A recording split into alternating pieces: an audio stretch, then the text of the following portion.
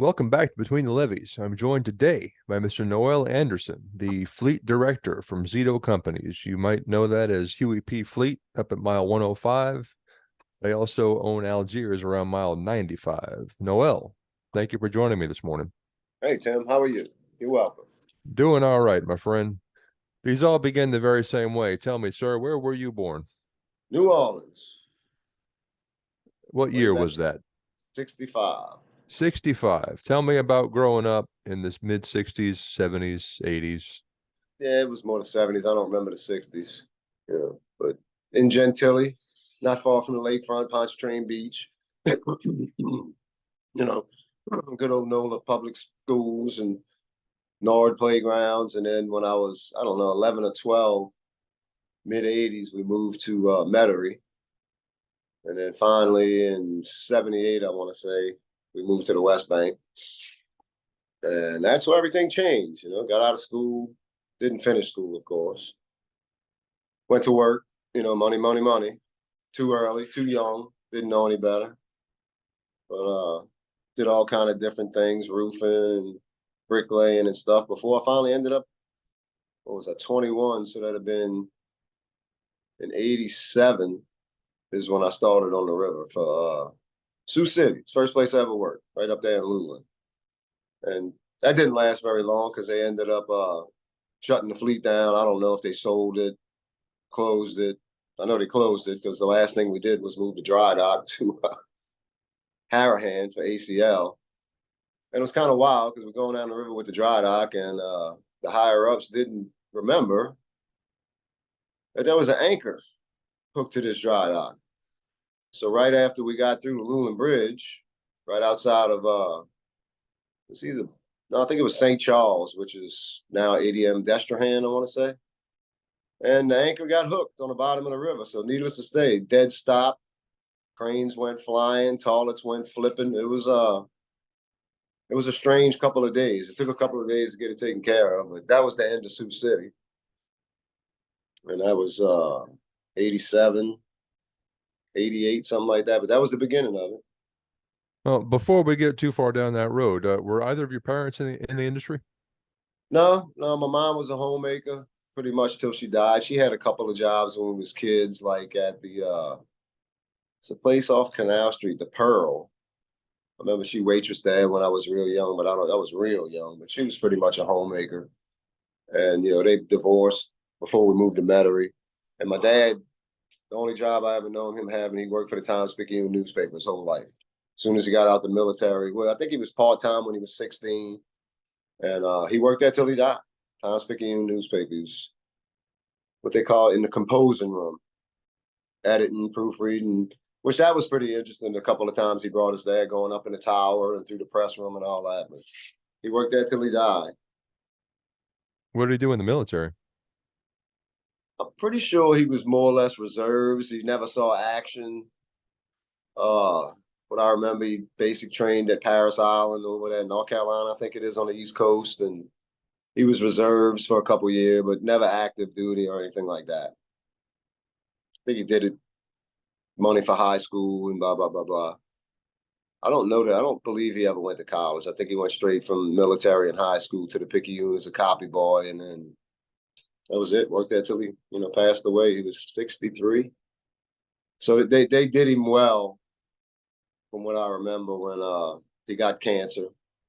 But they did pretty good for him in his last few years of life. I guess, much as you could ask for. And I want to say it was in 2002 when he passed away, something like that. It's hard to remember the bad things, that kind of stuff. And didn't your career on the water begin prior to Sioux City? I think you said on a dredge. No, after the Sioux City thing, when that job went away, I was working for, that was Loris G. Towing, Lady G3, Lady G2, and the Lady G3 still around. I see it every now and then. It's kind of neat to see it go by. But after that, when that went away, because we all got laid off, that's when I went to work for, it was Pontchartrain Materials, but we were working for Suez on, what was it, the Gulf Dispatcher and the Gulf Express, and that's what they did. They worked for Pontchartrain. That's when they were still dredging in the lake. dredging shells. We'd tie up to a damn dredge and go in circles for 3 days. And then, we had a couple of interesting runs with them shell barges up Blind River. That was exciting on Father's Day weekend, stuff like that. But that didn't last very long. I think I did 2.5 hitches. It was easier work than working in the fleets, and more money. But I had young kids. I had a daughter, a year old at that time, 84.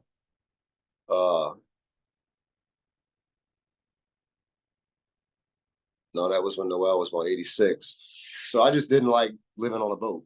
And back then, mid 80s, the boats weren't quite like they are today. So it was, I tried and tried and tried.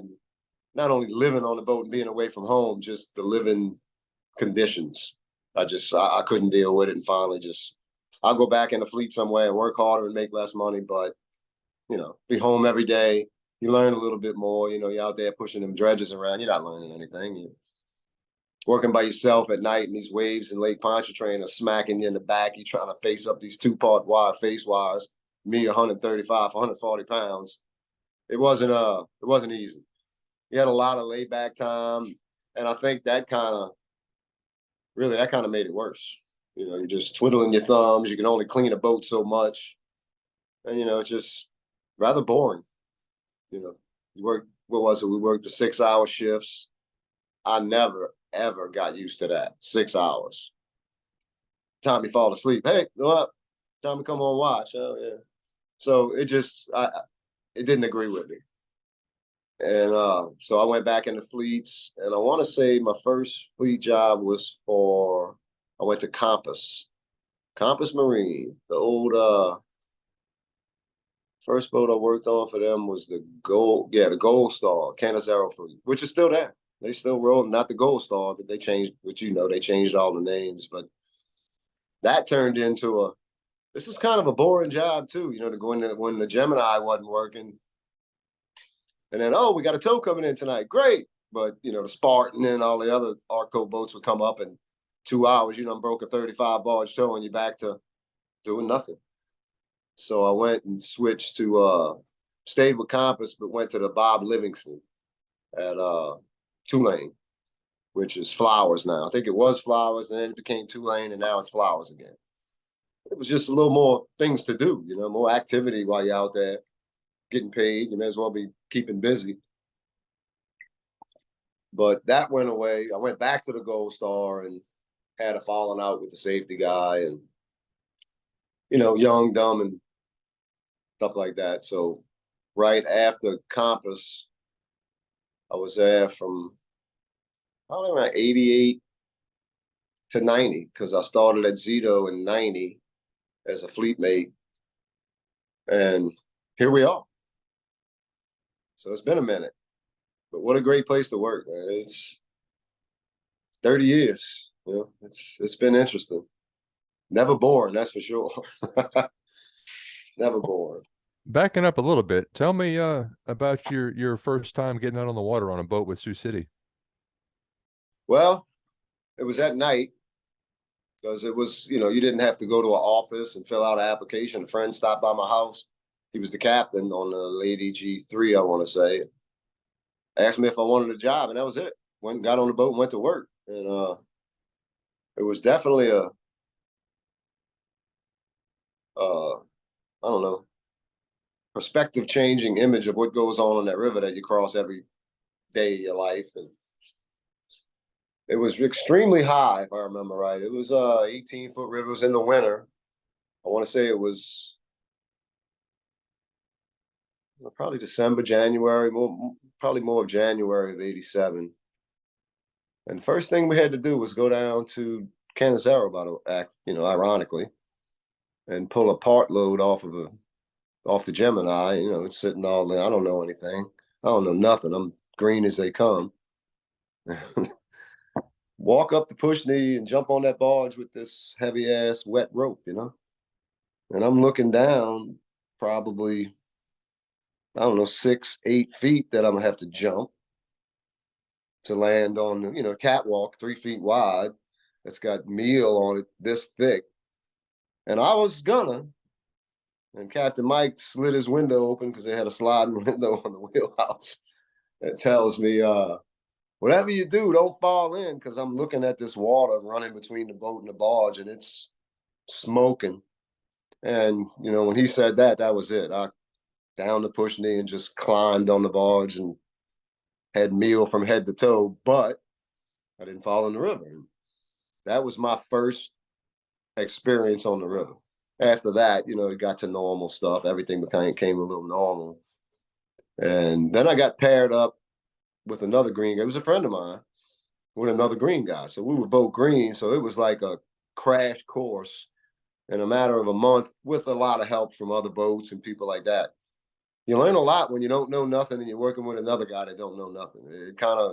It was definitely a crash course, because after a few months, I pretty much had it figured out as much as you can. But it was something. It was like growing up as a teen and having, I got an older brother. He's a year older than me, so he had some older friends, and a lot of them worked on the river because the rules and the way you went to work were nothing like they are today. You didn't have to have an application, drug test, physical. Just I need a deckhand, bring them off the street. That didn't care.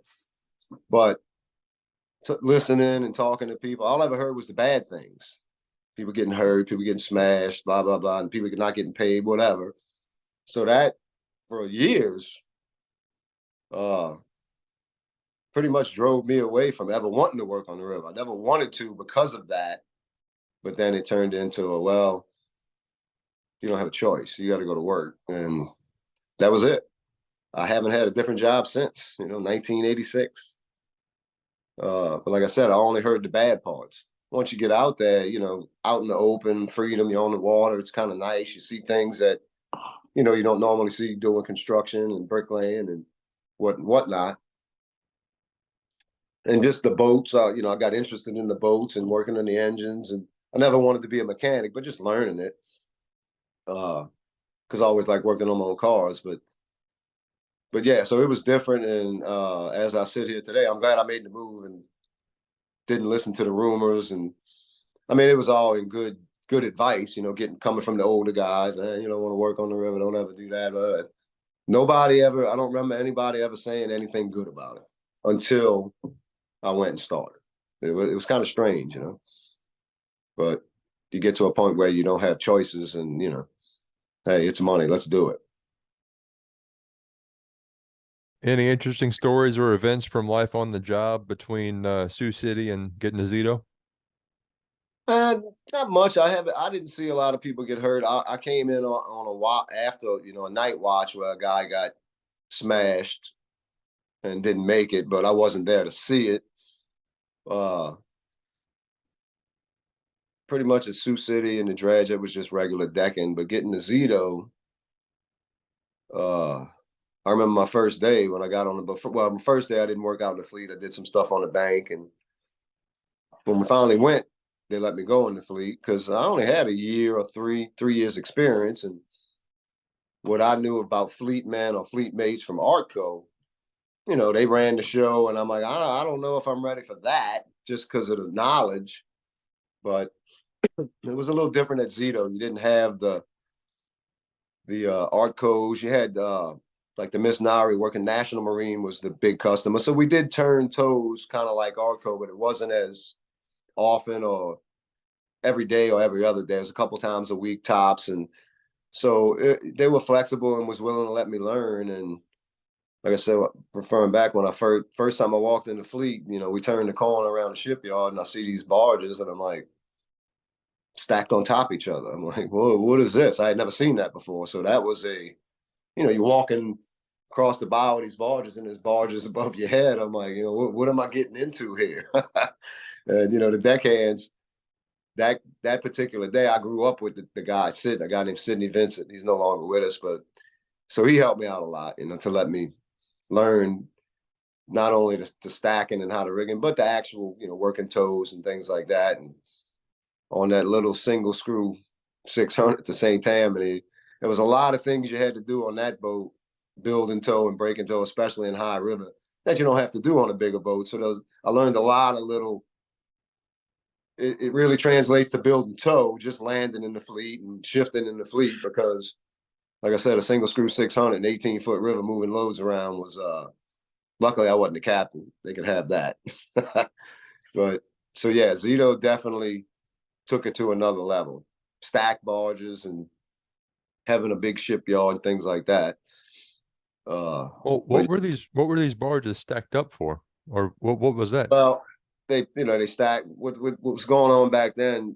Barge lines were selling a lot of equipment to, I want to say Argentina and down South America in a few places. Pretty much started up a river industry. So you stack them. The way we did it, we put one barge on a dry dock, cut manholes through the shell, the hull, and then through the hopper. Actual manholes like you have on deck, dog down manholes, raised manholes, whatever you want to call it, and sink the dry dock, open the manholes, flood the barge, sink the barge, literally put another one on top and pump it up, weld those manholes covers shut, and do it again. If I remember right, the first one we did, which it was already done when I got there, but I want to say it was 10 wide and 2 high. So 20 barges in one move going on a submersible ship. And that was a big eye opener, watching a ship intentionally sink. Like, really? That's how this works. The ship's gonna sink below the water. Yeah. And that was well, I can't believe what I'm seeing. And back then, we didn't have cell phones. You take pictures of it and you're trying to explain it to family and friends, and no way. Half of them are like, that don't happen. I'm like, yeah, well. Which later on, when I moved into the dispatch office, every time we did it, we'd get phone calls. Y'all know you got a ship sinking in the river. Yeah, that always happened, but it was definitely something new. Kind of went away. Been going. It spread out. From, Zito, I think, was the beginning of it. They had the first couple, and then other people jumped in, of course, CGB, Cooper, whatever, and it kind of spread out throughout the lower river industry. But that's since went away in the last 6 to 10 years. I guess they got started, all these areas down in Central America with boats, because we put boats and barges on. And we've also done what they call them, plants, little mobile all rigs, all confined in one thing, and put them on and go wherever they go. Most of it went south to South America. Was it dockwise vessels and I think Dockwise owns most of them now. It used to be a different company. Sea Term was the name of one of the ships, but they all do the same thing. But I never knew that existed. A submersible ship. I was 23 21 when I first started on the river, so I was about 24 at Zito, 25. A submersible ship, but that's been going on. I mean, I know now, but back then, after looking into it, that's been going on for years. You just don't know. If you're not involved, it's just not out there. Of course, nowadays with the internet and cell phones and all that, it's a lot more known. But yeah, that was different. And it piqued my interest, and hell, I've been still there. Well, what happened in South America? Did they unstack these things, unweld them, or was it, what were they doing with it? The barges weren't actually welded together per se. They were welded to the deck of the ship. They put, angle irons in every 3 barges. And they did basically the opposite of what we did. They would leave the lower deck, the lower cut welded, open up the manholes that we installed, and sink the ship, take the top level off, then pump the ship out like a dry dock, surface them, and then weld everything up, close the manhole. Now, I don't know for a fact that they actually removed the manholes and welded up the holes, which I would think that'd probably be the smart thing to do, but being that it was a new industry down there, who knows? Because as the years went on, there was a lot of, we get bits of information from time to time about the crazy stuff that was going on in South America, but just because it's new, they didn't have this. They were still wooden barges, nothing like this, and lots of boats sinking, lots of barges sinking, but I think what happened the way after the used stuff, I think that it's changed to where they're building their own, just like we would here. But that went on for a long time. There was I'll say a couple Ingram boats that went over there. I couldn't tell you which ones, but it was the normal was what 20 barges at the beginning, 20 barges and one boat, sometimes two. Well, as the years went by, that changed to, well, hell, if we can go 2 high, we can go 3 high. So it turned into 30 barges at a time. We did one. It was I want to say 6 giant, which they called them giant lash barges. They weren't your normal size, they were bigger. But that was the lower level. They did whatever they did, prepped them, and then we put them on the lower level and then split them up. Put them on the ship. Ship come up, touches. We break all the rigging between them, and then you split them up. So you had a gap 70 feet wide between the bottom level of barges. Then we resank the ship, and then put a level of 2 high barges on top of that. But when you think about that gap we made on the bottom level, 4 barges in the middle of these 10 wide, 2 high had to drop down a level.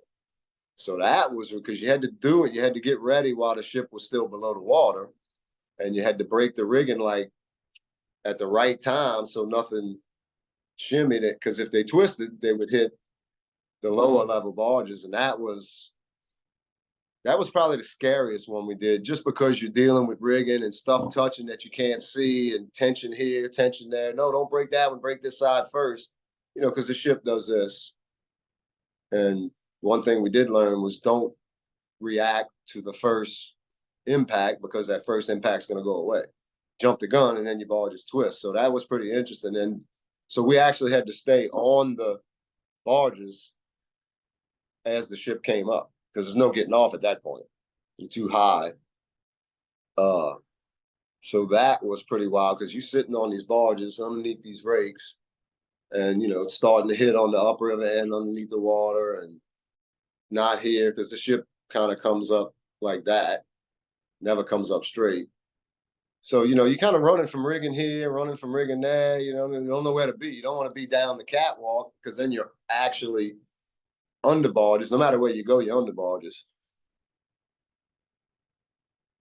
And let me track back, because we had to get on top. Yeah, we had to get on top to break that rigging also. That was another scary thing. Going up a ladder, you're already 10 feet out the water, but you're going from rake to a box up a ladder, and you don't have very much room for error. If you do fall, you hope you land on the rake. But that was kind of wild, because breaking the rigging and going down and breaking that bottom rigging, and just knowing where you got to be. There's really no telling.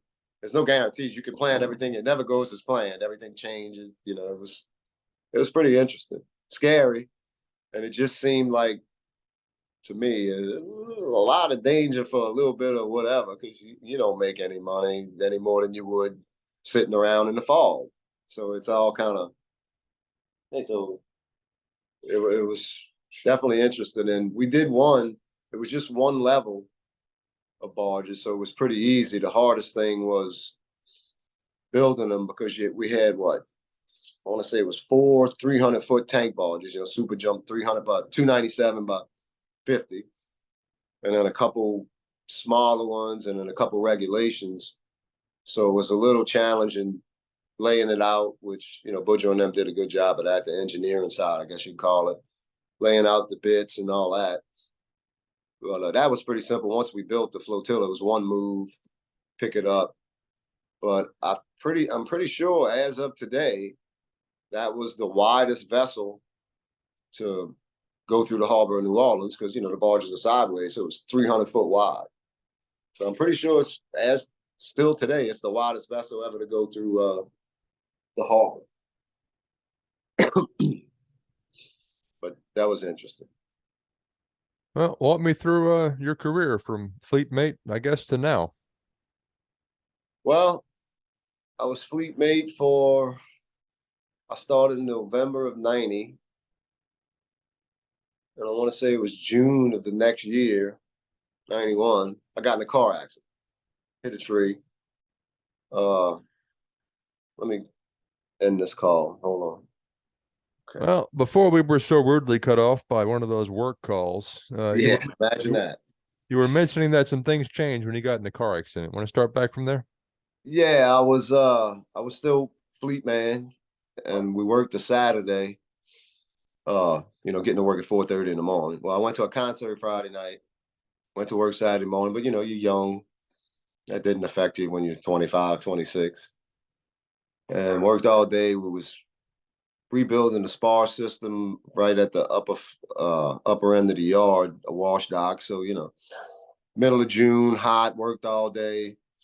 Then we had something going on at Bicyclet State Park. So it was a long day, which turned into a long night.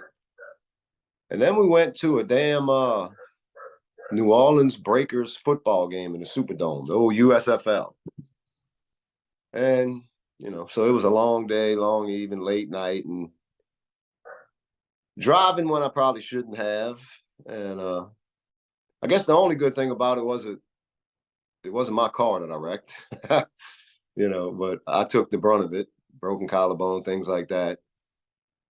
And so that took me off the deck for a while. But my boss, who was Bob Munson at the time, he after about a month of healing, he gave me the chance to, hey, you want to come sit in dispatch just to stay on payroll? And I'm like, yeah, anything, because I'm about to lose everything I got. Back then, you lose a month of work, everybody lived paycheck to paycheck, and that hurt real bad. But yeah, so I did that, and then let me sit in the office, keep me on the payroll, and I learned a little bit, and just coincidentally, you might know the name, a fella by the name of Phil Malini. I'm sure he retired about 10 years ago, but he left Zito to go to Connie Carrollton when Carrollton was still Connie. And I just kind of slipped into that dispatch position. I can't say the question that I was asked when he first called me, but it was kind of like, can you be bleep bleep enough to be a dispatcher? I'm like, yeah, I think so. I've been up there for 2 months. Why not? And that's when everything, that's when I moved into the office. And I looked at it as another level of learning, and it was really, really challenging, not having any experience in it. And I didn't know I was training at the time. So you really, you don't really absorb it like you should have when you're training. So it was another time I kind of just got thrown into the fire, but it ended up being a good thing. You learn a lot quicker that way because you really don't have an option. You can't there's nobody to ask most of the time. But so yeah, I moved in, became a dispatcher, which was kind of nice, working that schedule, which, when I was fleet man, it was, 5 days a week, and every other weekend, 24-hour on call. Tow comes in, you got to go to work. Don't, so it was kind of nice switching to a 7-7 schedule. That was the biggest attraction. I'm like, oh, money, I don't even care about the money. 7 days off every 7 days, I'm in, because when I was decking, it was, when I wasn't living on the boat, it was 14-7. So I kind of got used to that, having a week off every 2 weeks or whatever. So that was interesting. And then it was even better, 7-7. So that went on. Hell, I dispatched from 91 till, I want to say, probably 2002, 2001, 2002, something like that. I kind of got bored with it. We always had 4 dispatchers, so I worked strictly days. And then a lady, Miss Pat, she retired. So we went to 3 dispatchers. So then at that point, then we had to switch to working days and nights. I think we went to a 10-5 schedule or something like that, because you couldn't do 7-7.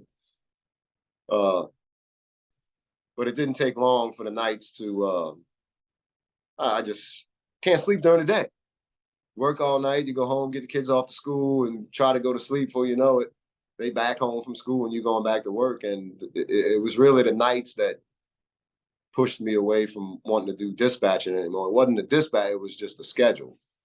So I went back out in the fleet and actually got a little bit of a raise because they was in a pickle and somebody quit. I don't remember exactly, but it was kind of strange to a lot of people because it's like, ain't you going backwards? I'm like, well, maybe so, but you know, I'm not working nights, except on the weekends. Because when you're fleet man at that time, when you work nights, you didn't really work nights unless you had a tow. So you were still doing a 7 and 7 schedule almost. It's a little different. But I went back on the deck, and then that lasted till Katrina. I was on the deck for when Katrina hit. And then, I don't know, a couple months, once everything started getting back to normal, I don't know if you could ever say that ever happened, but not long after that, because, you know, the first 2 or 3 months, hell, we lived at the yard. So everything kind of, you know, the area got back into normal ways of life. I don't know if you remember, but it took some time because I lived at the yard for what 3 days before Katrina until that was what right at the beginning of September. I want to say I was still living at the yard into Thanksgiving. You know, because everything was kind of crazy. My wife and them stayed away. They'd come in, or I'd go away for a few days, and somebody left. I want to say Mr. Photo, Joey Photo. Yeah, he left. So I got thrown into where I am now, which it wasn't thrown into it. It was, you know, it was suggested a few times and discussed. And I think it took them a little while to think I was experienced enough to do it. And it was that. And I think they were kind of stuck with me. That's how I felt at first, you know, because it was so, you know, so much catching up, not only with the normal day-to-day routine, getting back. They didn't have time to go hiring people and all that. So I just got thrown into it, which I definitely at that time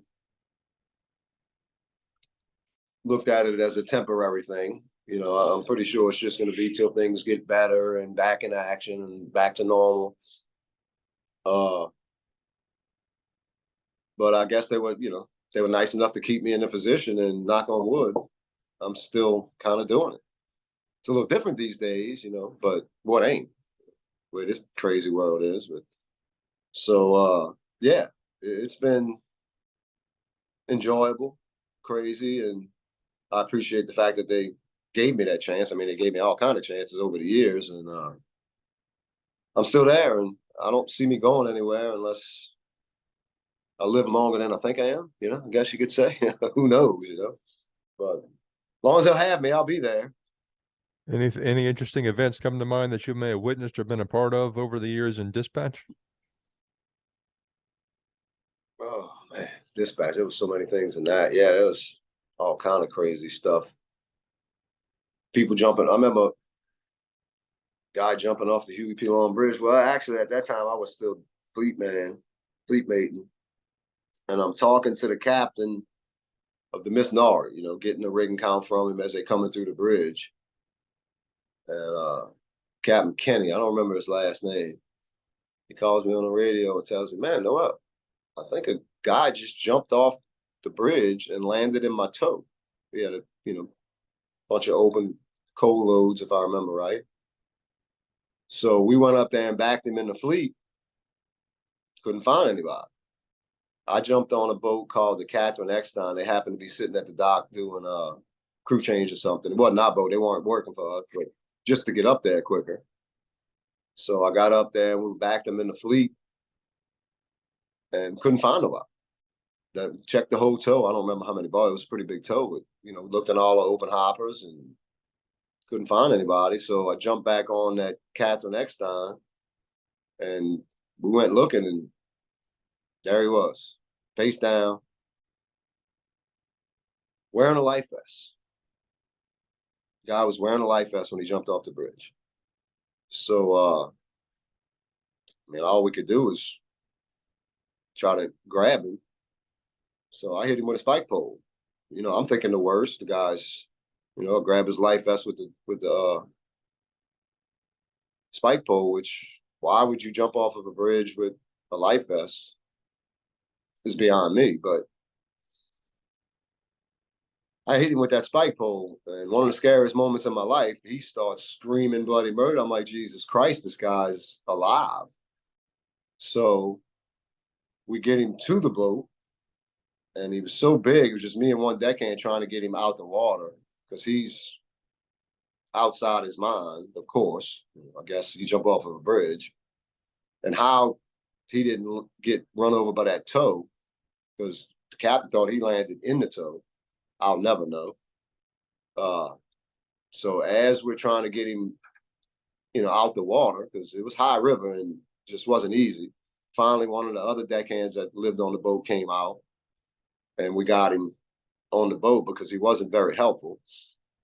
So I remember calling Miss Pat. She was dispatching on my radio to tell her, hey, call an ambulance. This guy's alive. And understandably, Miss Pat began to curse me out on the radio saying, don't you toy with me like that, blah, blah, blah. So I keyed the mic and she heard it. And we get the guy on the boat, and we get him in the galley, and we talking to him, and we see duct tape on his wrist, letting him calm down. And me and the other guys are, you know, what's going on? And finally, by the time we're halfway to the dock with him, he's calm, not calm, but calmer. So we could, nothing else to do but talk to the guy and ask him questions. My first question, I think, was, what is this about? And it was his driver's license. He had it duct taped to his hand, to his wrist, which told me right away, well, that's why you wore a life vest. Is, yeah, that way they could find me. And my wife and kids would know what happened to me. So that was the reason for the life vest, so they could find him. That was probably the strangest thing. You know, I've seen a couple other bodies. A lady, if I remember the story right, her son, he was a high school football player for one of the schools on the East Bank, Rummel or one of them. And he left at halftime of a game on one night, and on his way back, got in a car accident and died, you know, during the game. So it doesn't really matter. But a couple days later, 2 or 3 days later, his mother jumped off the Huey P, and we found her, right? She was about to go underneath one of the dry docks, so we had to do something. Normally, you just, from what I was always told, you locate it, you don't do nothing, you locate the body, you call the authorities, they come do their thing. Well, you know, we was just following her down the river, and we couldn't, you know, do much. But then it was getting to a point where she was going to go underneath one of the dry docks. So we, you know, we had to do something, because that just makes a bad situation worse. Then you know, then you never find her, or you're ripping off moving dry docks and all that. So we had to, you know, we thought we were doing the right thing, and just kind of got a rope on her arm and held it next to the boat till the authorities got there. And let me tell you something, when they got there, everybody was there. News people, police, the coroner, harbor police. When we got to the dock, it was like, whoa, you know, who are all these damn people? And once the harbor police boat got there, that turned into you guys are a bunch of beep, beep, beeps, and you shouldn't have touched her. Well, you know, nobody can take 5 seconds to listen to us and say, well, if we wouldn't have, she'd have went under the dry dock, and we'd be having a total different conversation right now. So, I mean, nothing came of it. We weren't fined or anything like that. It was just a bunch of yelling and screaming and arguing. And some people can't de-escalate an argument. Some people can. And it was a pretty ugly scene for a few minutes, over and above the fact that we got a dead lady right here in the freaking water, and all they want to talk about is some things you don't forget, you know, how it was handled. You know, there's a little more important things going on. Let's do this. But it was just kind of weird. And it was sad, really, because she wasn't old. She was young. You know, she was a young lady. In my eyes back then, she might have been 40. I mean, she had a son in high school, but yeah, that was some of, one of them things that don't leave your memory for some reason. A bad memory, but a memory nonetheless. So that was another strange thing, but that's probably the two worst experiences I've had on the river. Knock on wood, I've never really got hurt on deck. Little things, but nothing major. After all them years of hearing what could happen. So yeah, that was pretty unforgettable. And then dispatching, you're kind of stuck in the office. You hear everything. You don't see. You're not really involved in all the bad things, because I've been through the crashes. One morning coming to work, I was dispatching. I was working days. Miss Sally, who was Lucy's grandmother, she was working nights. And I remember coming over to Huey P Long Bridge, and first thing you do when you get over the river is look at the fleet, just natural, because you could see everything. And, no cell phones at the time, beepers. And I'm looking at what I think is a ship in our fleet or right in our shipyard. In the world. So I get there, drive over the levee, and as I'm walking up to the office, sure enough, there's a ship against our washdock, just tied up to our washdock, like it's supposed to be there, like it's a dirty barge waiting to get washed. So back to no cell phones, you can't get information ahead of time. I might miss out. What are we doing with a ship? It lost power, dropped anchor, turned around, and bam, slammed against our dry dock. Pull everything up. But that was kind of wild watching that, because I had a bird's view of that for days while they fixed everything and took everything out and got the ship out. The first thing that went was the ship, of course. They don't care about your stuff. So when they pulled the ship out, that's when our stuff started actually coming into view how bad it was.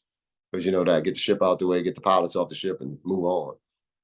And then before I actually started at Zito,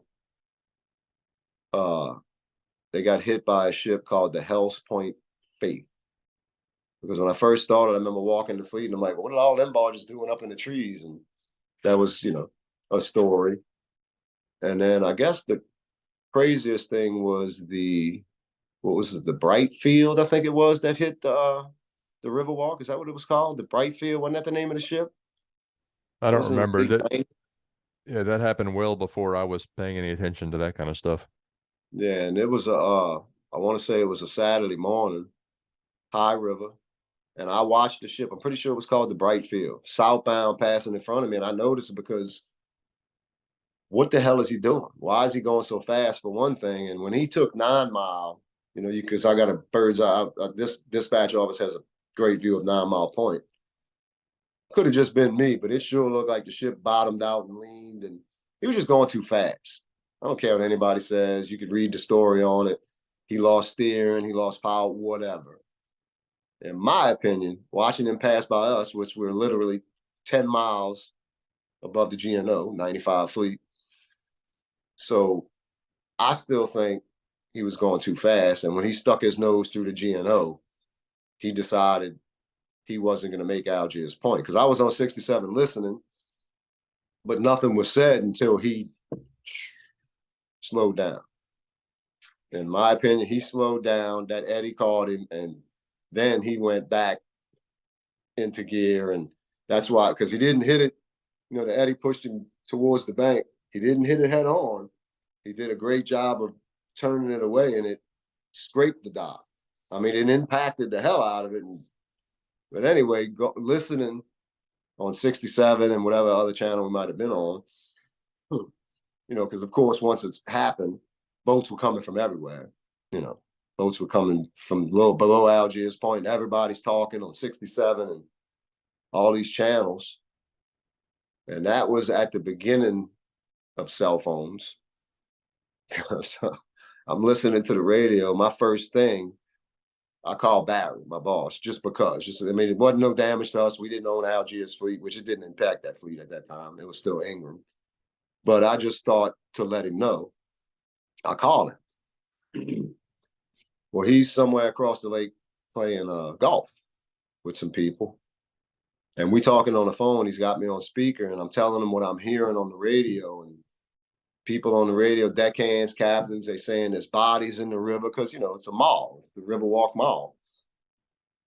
And if I remember right, two of the guys that he was playing golf with owned a store in the Riverwalk Mall, and they hear bodies in the river. And Barry said, Noel, are you sure? I'm like, Barry, I'm just telling you what I'm hearing on these channels. I got two radios going on different channels. And they take off running. They left their golf cart, golf clubs, take off running. Well, in the end, it turned out being mannequins. But, you know, people are saying, body, I see a body over here, and, you know, in all the chaos.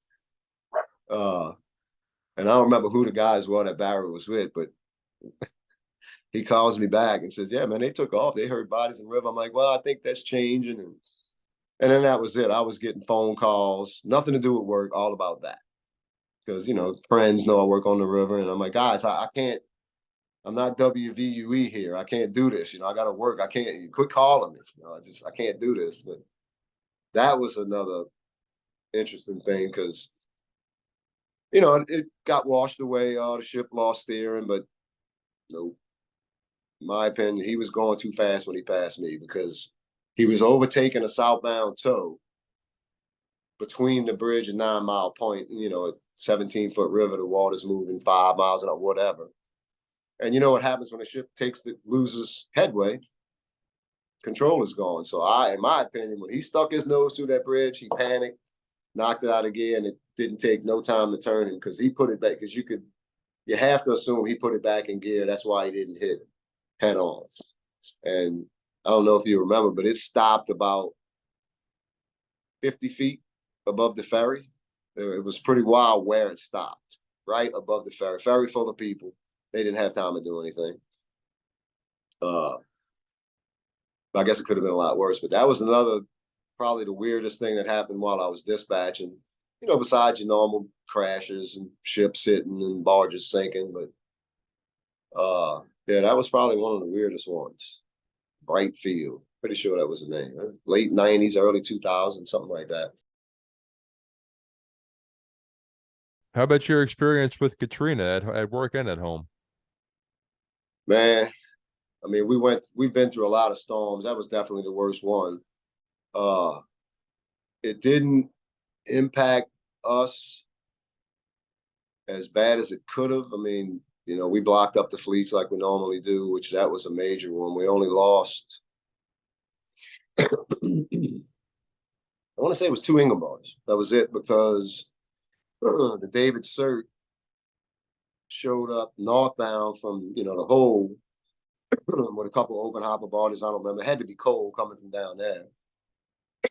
But he didn't get that till after midnight, which I want to say was close to midnight Saturday night. We had already had the fleet blocked up. So his 2 barges, we couldn't surround them. But he went to Algiers. And our fleet guy, Edgar, at the time, he stayed on they let him stay on the David Cert, you know, during the storm. We stayed in the office in what we call the ballroom, abandoned dispatch upstairs, the ballroom. You know, that old boat is the safest place you could be. We're already on the river. We're hooked to these shore wires that if they break, it's over with anyway. Plus, we're on spuds. So we stayed, you know, me and a bunch of us, Sammy, Barry, and can't remember exactly who, but we spent the night in there, which was pretty wild. It wasn't so bad until the power went out. Because back then we didn't have, we had generators, but you had to manually turn them on. It wasn't automatic switch off for whatever reason. So for, I don't know, 8 hours overnight, no power and just sound. That was the creepiest part. You couldn't go outside. The weather was too bad. Not knowing what's going on. I mean, we had our boats tied up close to the shipyard, so we did have contact with them. But there's not a whole lot you could do while the storm's happening. Everybody's got to just tie it down and wait for it to be over. So by the time the sun came up, it was kind of, you know, the storm was getting north of us. So the wind that we were getting hammered with from the north changed. Let's see, let me think about that. Because we was able to go on the north side of the office, you know, looking towards Lake Pontchartrain. We was able to walk out that door and just look around because, you know, the door to the ballroom's inset, so we had a little bit of protection. But you're not looking at the river, you're looking at the levee or the parking lot. And I guess, you know, we just go in and out every now and then out of boredom. Well, come sunrise, it was changing, and we couldn't open that door anymore. I mean, you could have, but you wouldn't have got it closed because the wind was hitting us from the north side. So we had to go out the south side. Well, we didn't even try till the sun came up. There's no point. But so the storm was still hitting us when the sun came up. It was just, you know, a little further north, so was able to walk out to the riverside. So at one point, I put on a slicker suit and I went and just walked up to what we call our new construction area because we had a couple crane barges tied up there, and one of our boats was there just to check what I could check. You know, it's just what I'm supposed to do is check things, but I couldn't go in the fleet. So I walked over there, took a look at everything, and everything looked good. I was standing in the corner out of it looking, and we had a couple crane barges there. Sammy stuff. And went back in the ballroom, and it couldn't have been 5-10 minutes. Captain Johnny Bruce, he was on one of the boats. I don't remember which boat, but he calls me on the handheld to tell me that Noel, the crane barge is gone. I'm like, Captain Johnny, I just saw it. I just walked in here. He said, Noel, I just watched it leave because the wind changed, currents changed. So I guess when that big wind changed, it just walked right through the lines or whatever we had it tied off with. And he said, it's gone. And so I jumped back in my suit, and sure enough, I go out there, it's gone. I can't see nothing. All I can see is waves, rain, and wind. So I'm like, well, it couldn't have sank there. I mean, you would think it could sink there, but the boom would be out the water, you know, the boom straight up, as low as we could put it. I'm like, well, it just took off. Who knows where it's at? We don't know. So as things started calming down, I'd walk out every few minutes and check, you know, watching, look like in the ocean. The water's going upriver, 4-foot waves going upriver.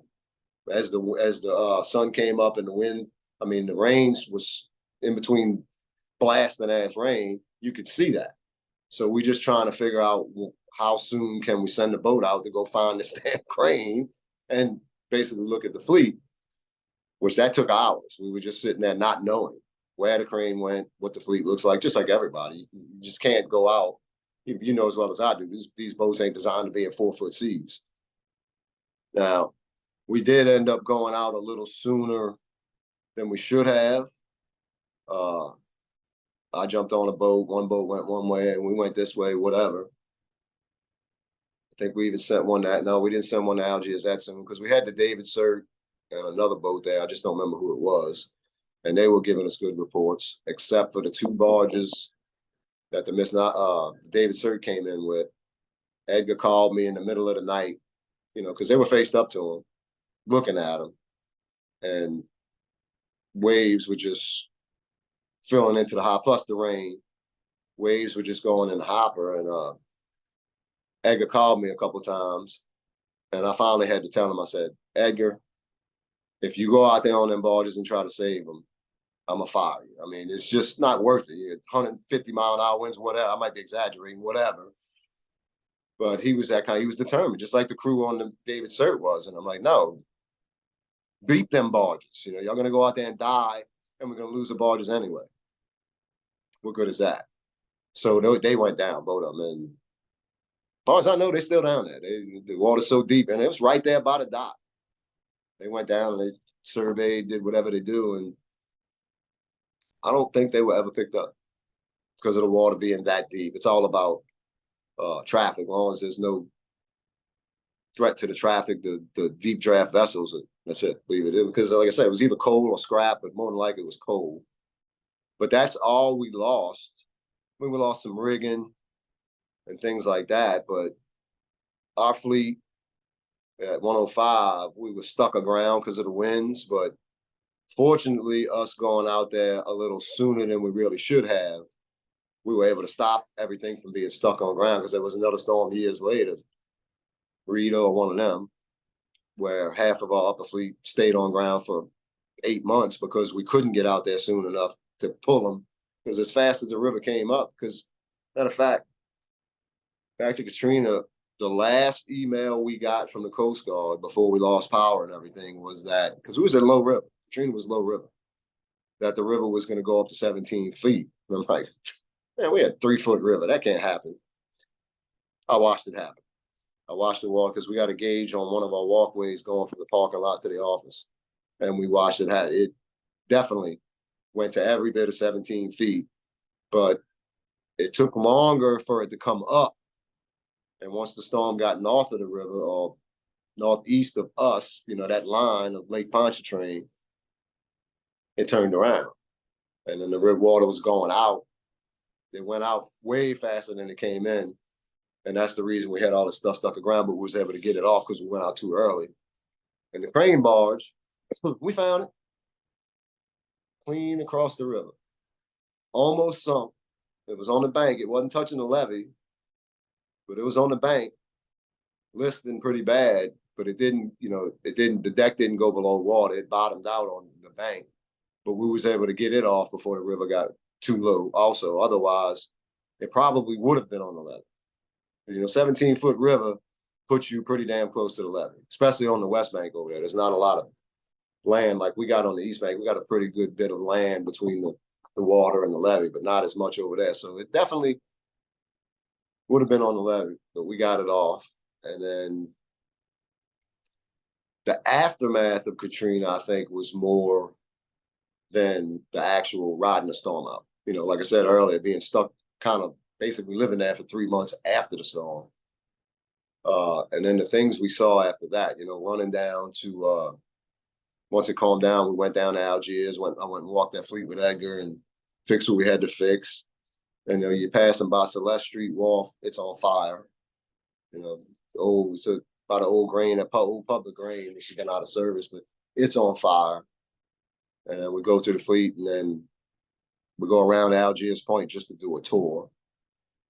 And then we start getting all these reports of what's going on in St. Bernard, which was bad. You know, we police are trying to get there by boat because they can't get there any other way.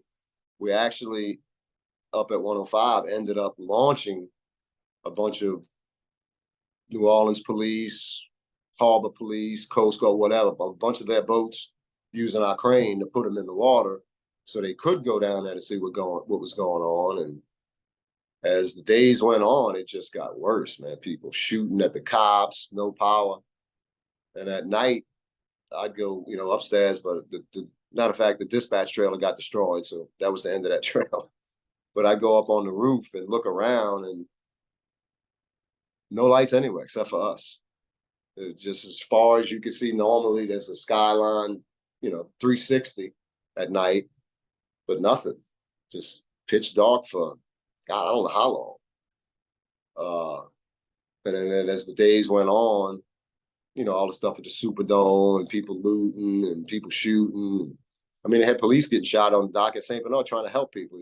But I mean, looking back, you can kind of understand because nobody knows who's who. And so as the days went on, we all armed ourselves. We didn't know what was coming over the levee at any point in time. We had quite a few wannabe visitors coming over the levee late at night because of the lights.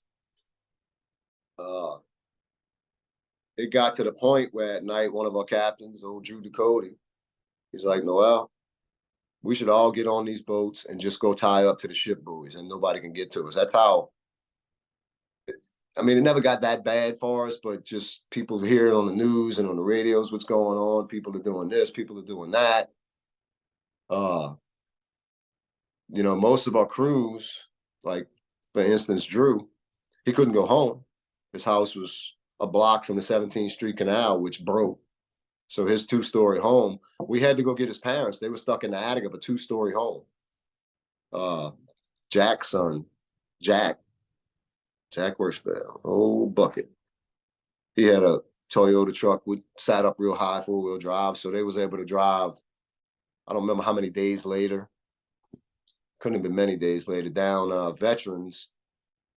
And Drew was able to swim to his house and get his parents out and bring, I don't remember where they went, but they were in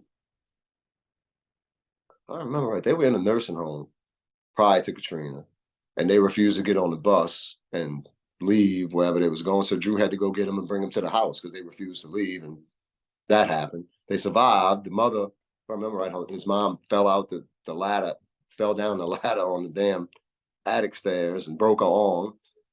So that went on for a couple of days.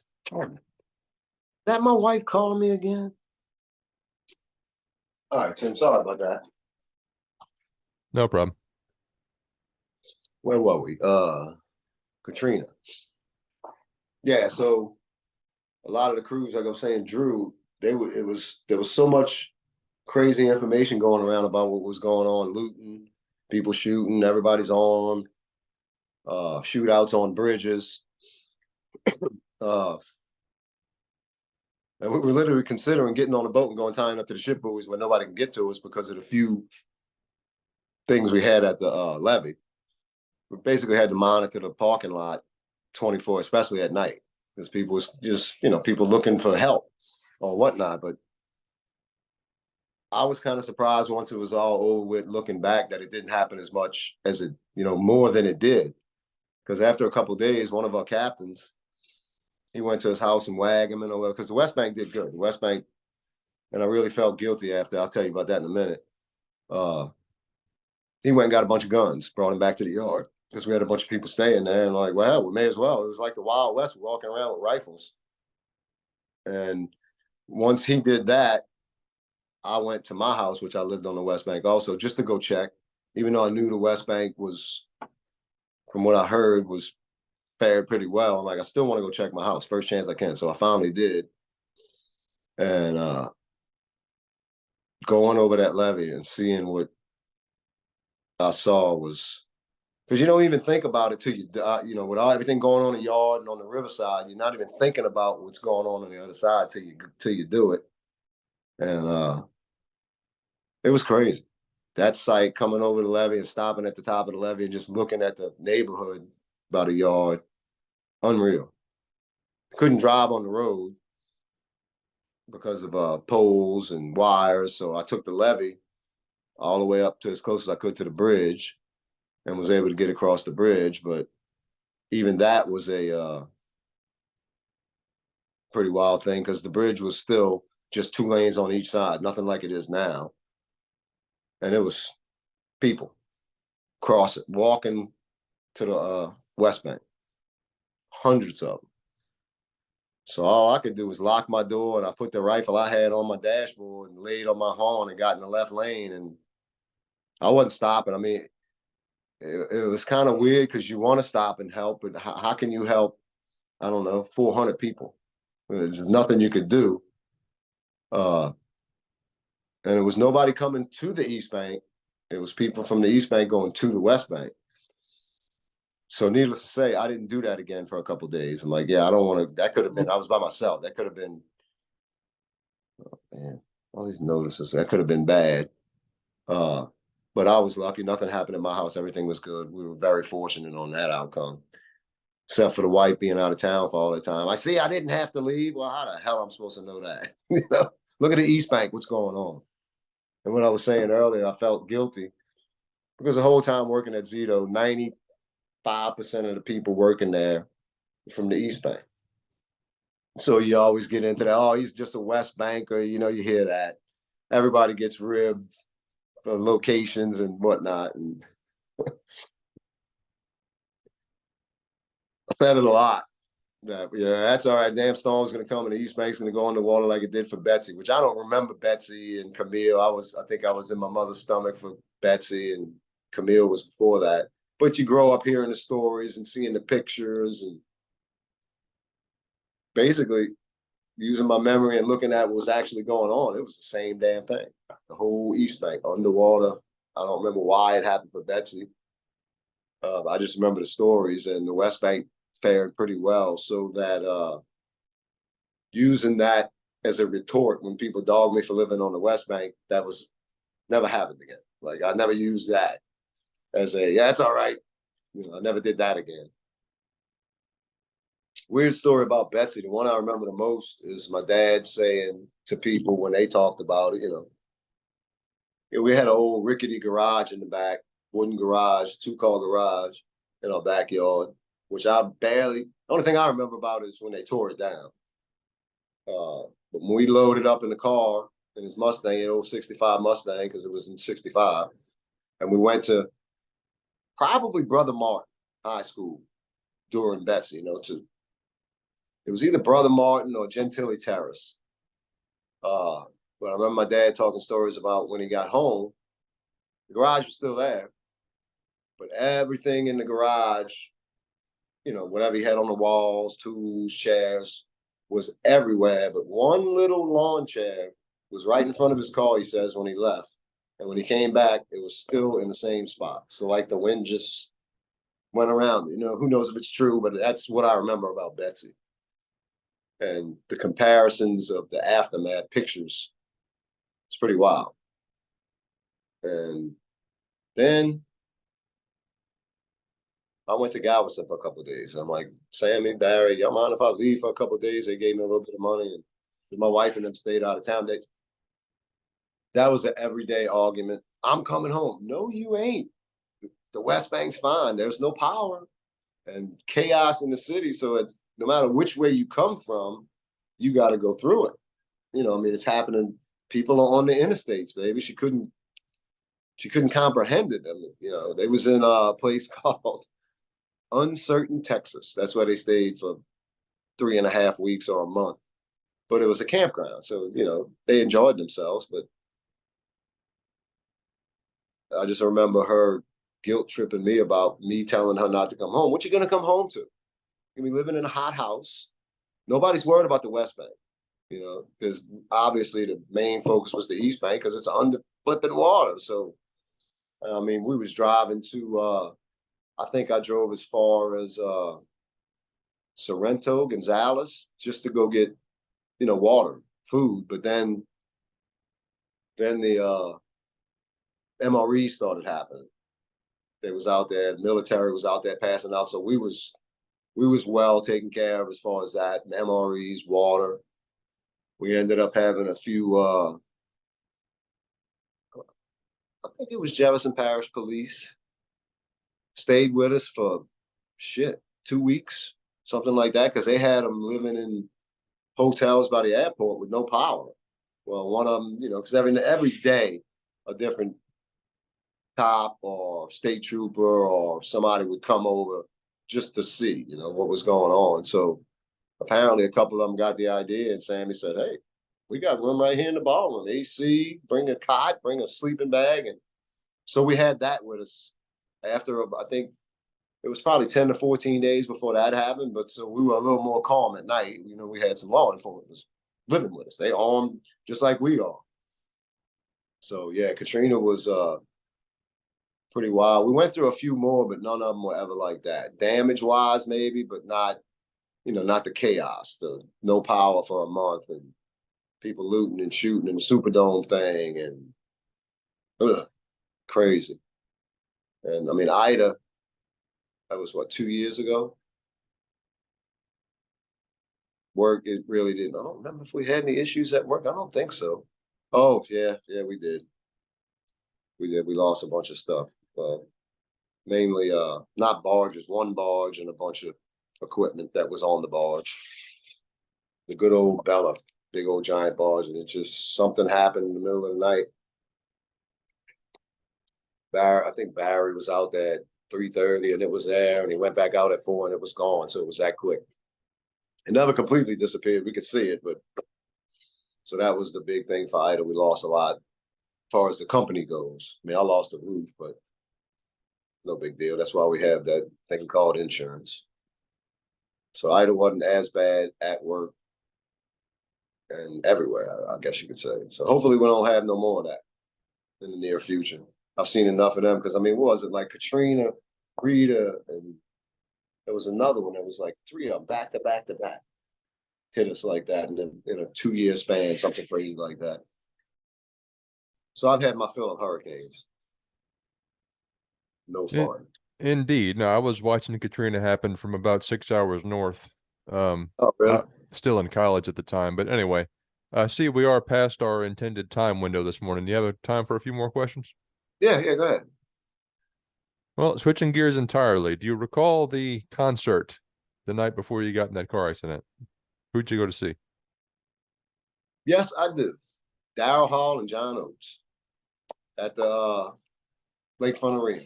That's who it was. I don't remember who opened for him, but it was Darryl Hall and John Oates. And I wasn't really that excited about going. I liked their music, but they weren't like a show band, like a Metallica or a Kiss, or it was just. But it ended up being a lot better than I expected because they got a lot of good music. And yeah, that's who it was. I just don't remember who opened up for him. It was, hell, 1990, 91. I didn't remember that far back, but that's who it was. Well, sticking with music, I see a piano and a few guitars on the wall behind you. Tell me about your Oh, experience in music. yeah. Yeah, I got really interested in guitar. My dad played, he always played a little bit. He wasn't in bands or anything, but he got me interested in the clarinet when I was in elementary school. And then I discovered, you know, radio music. I did the clarinet for second through sixth grade. And then when I, 11, 12 years old, you start hearing all the other music. And my interest changed to guitar when I was like 15. So my dad, he learned me a little bit, the basic stuff, what he knew. I don't think he was ever formally trained on guitar. He was on clarinet and something else. Not the clarinet, piccolo. I think he played piccolo. Well, anyway, he picked up guitar, and so I picked up what I could from him, and got really interested. And I got pretty good at it. Once I quit school, I had a lot of free time on my hands. So I'm more or less, I was self-taught, and I never really did anything with it besides, entertainment at the house with a couple friends. And then, hell, I think I decided to try and get a band, which with a lot of encouragement from people when I was, I don't know, 38, 39, something like that. Way too late to be starting it, but we did it. And end up getting a little lucky as far as finding other musicians that I didn't even know, just like the other guitar player and the drummer was through a mutual friend. And we ended up putting a little band together. We called it Hard Drive. We were a cover band. I mean, we had a couple of our own songs, but so hell, we did pretty good. I want to say we actually really got started as a full-time band in 2001 or 2002, something like that. And we were doing pretty good. Then Katrina hit. And for, I don't know, 2 weeks, we had a practice room in Mid-City right off of Lafitte Street, and over by the Parkway Bakery, Bayou St. John, that area, Mid-City, Orleans Avenue. We had a practice room up on the second floor of this old building owned by Jimmy Robinson. I don't know if you ever heard that name, but he's a guitar virtuoso still. I'm pretty sure he still owns the building. I see him on social media all the time. He goes to Germany and plays with, he's like classical guitar. He does some amazing stuff on guitars. But Jimmy Robinson, and he's had a band for years, but that's kind of off and on now. I don't remember the name of it, but we rented the room from him. We were on the second floor. But Jimmy Robinson, virtuoso. Anyway, so after about 2 weeks, I was the only one in the band still in town. Everybody else was scattered. I finally got enough nerve to go down there and see if I can get to the jam room, see if I can get in there, what's going on with it. Because of where it was, it's Mid-City, little sketchy neighborhood, and, what was going on made it worse. So one day I finally went. Power was still out, so I couldn't get my vehicle in the building, but I was able to get the sliding door open enough to walk up the ramp and go to our door. And once I got around the corner, the whole roof over the parking area, because you actually drove in the building and parked on the second floor, and it's pretty wild. Once I came around the corner, the whole roof over the parking area is gone. I'm like, oh man, because everything we had for the band was in this room. That's where we practiced, everything. Everything was in that room. So I finally managed to beat the door open because the wooden floors, everything wood.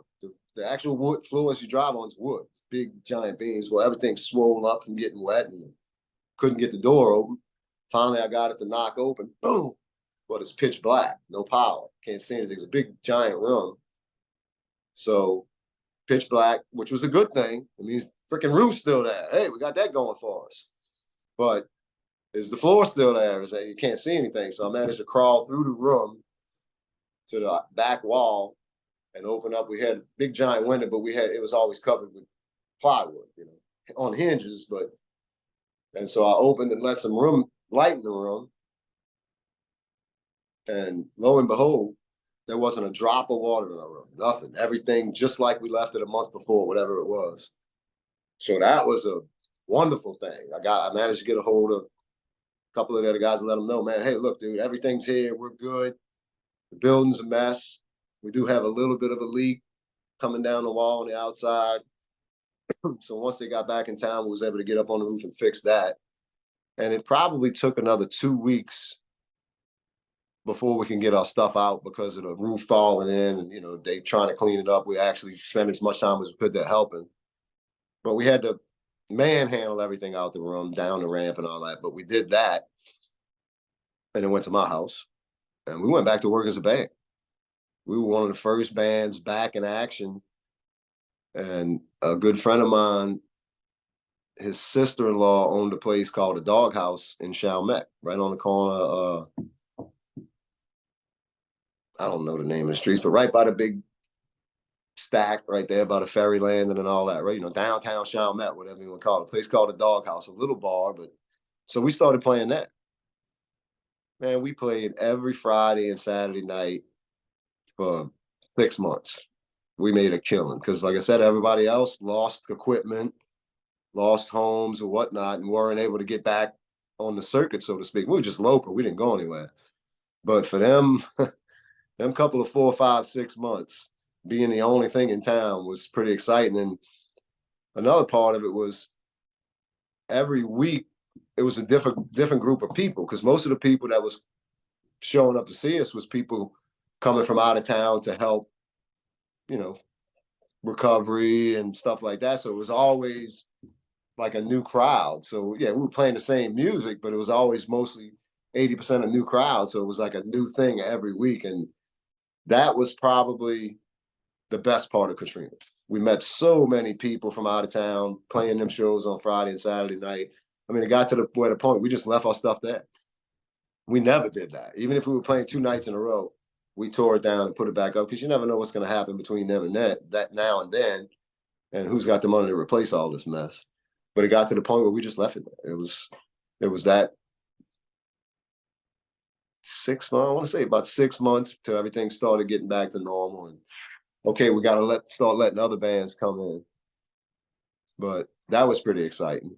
That got us going. That, as far as other people knowing about us, the few bars we played prior to that was pretty much the same 3, 4 bars, but that kind of blew us up, so to speak, and we got to play everywhere. We even went as far as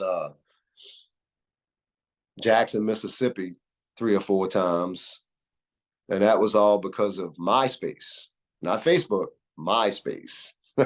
Everybody was communicating on MySpace, and we ended up getting a couple shows in Jackson, Mississippi.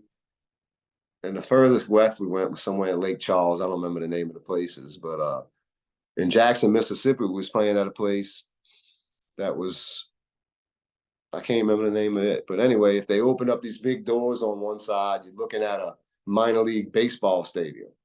So that was pretty well left field or something they called it. We ended up playing there 3 or 4 different weekends, and it went pretty good. And then, got back to normal, and we got older. Plans started changing. I wasn't in the band to make money. I had a decent job, and it wasn't the same for everybody in the band. So ideas started changing, and they wanted to start charging too much and charging this and things just went south, and it kind of just went away, And that's the only band I've ever been in. We tried replacing like a drummer and then tried the bass player and the singer. And then I'm too old for this mess, guys. Y'all go ahead and do y'all thing and I'm gonna go on. But you know, when it turned into money, you know, it's all about money. I need money. I don't have a job. I need to make money off the band. It's like, that's not reality, guys. You go talk to any of these other cover bands, I promise you they all have jobs. We're not gonna be the Jackson Five, you know, it's just not the reality of it. But some people can't see past that. And that kind of made it go away. And I kept interest in playing, you know, a friend across the street, whatnot, a little bit, but it kind of goes away once you do that. For me, anyway, once you had a reason to practice at night. You got a show, you got a bunch of people you're gonna be playing in front of. You can't not practice, and that kept my interest or piqued my interest. And I guess my interest kind of went away with that, you know, which is a shame. But I still pull one down and play, but it's gone. You know, I'm not living the fantasy thinking something's gonna happen. But it's fun to play, especially in front of the grandkids, you know, because they like it. I just play the acoustic or whatnot, so it was fun. I never thought it would get that good. I mean, it wasn't great. We didn't turn into anything, but it was definitely, it turned into more than I could have imagined it would. So it was definitely worth all the sacrifices and working late. And, you know, you finish your show, everybody goes home, not you.